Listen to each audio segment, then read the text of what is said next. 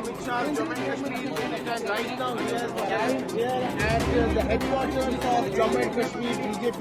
He's going to meet senior BJP and parties, MLAs here at Jammu and Kashmir headquarters.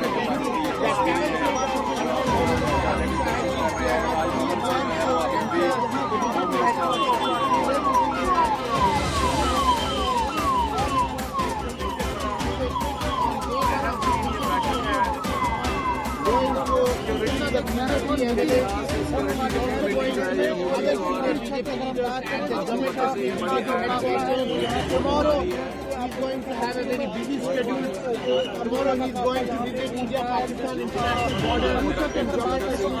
He's going to visit the border to meet the BSF personnel and to speak about the situation at the India-Pakistan international border by the Director General of the BSF.